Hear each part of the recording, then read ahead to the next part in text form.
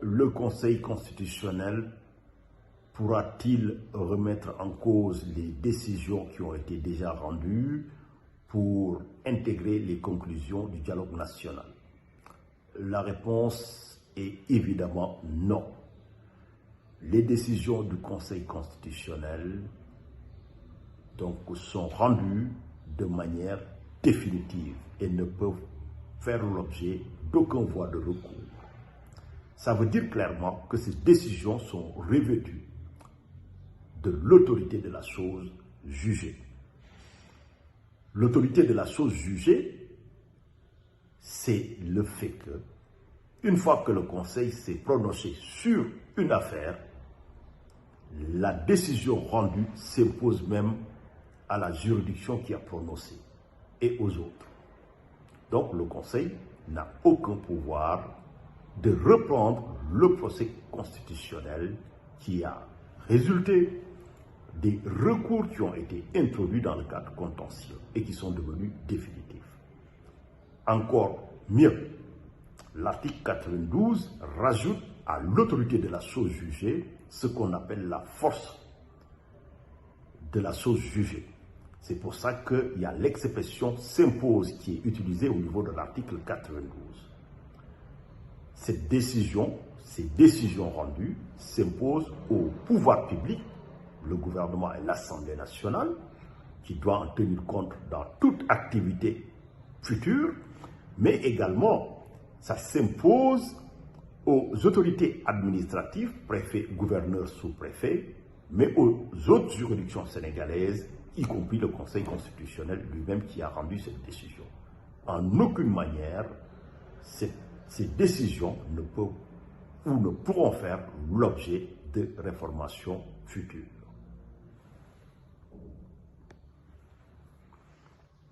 Alors, le second point, c'est que est-ce que Macky Sall pourra continuer à rester à la tête du pays au-delà de la date du 2 avril 2024 correspondant au jour d'expiration de son mandat?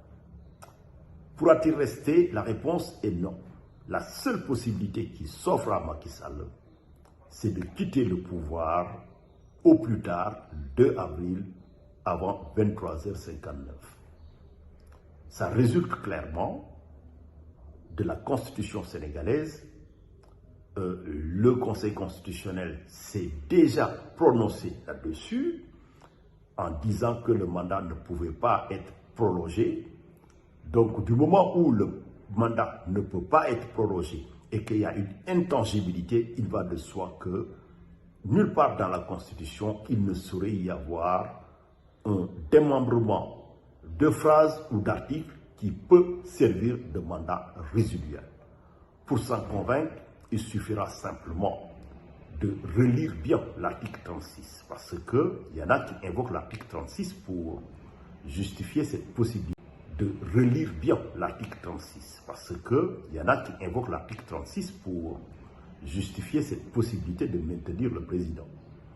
Mais cette lecture est erronée. L'article 36, ce qu'ils invoquent, ils invoquent l'alinéa 2, mais avant d'invoquer l'alinéa 2, il faut dire aux Sénégalais que dit l'alinéa premier de l'article 36. L'article 36, son alinéa premier, dit que le président nouvellement élu entre en fonction, après la proclamation définitive des résultats, première condition. Deuxième condition, après son installation, bien évidemment, par le Conseil constitutionnel, mais que cette installation doit intervenir à l'expiration du mandat du président en fonction.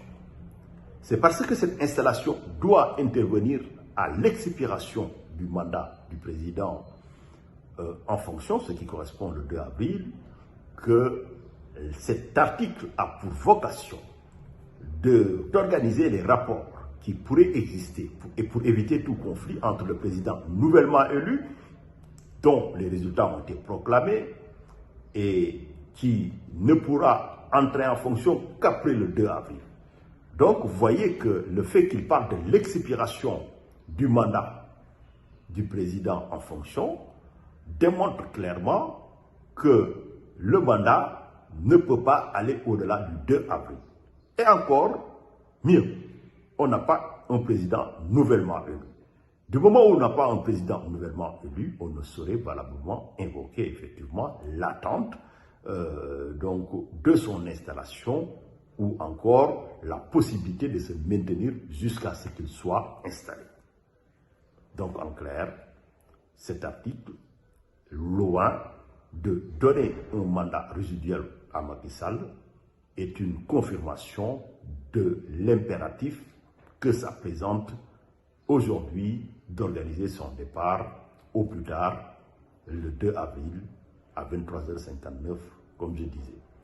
Maintenant, saisir le Conseil constitutionnel pour lui demander de se prononcer là-dessus, c'est possible. Mais je ne vois pas l'intérêt.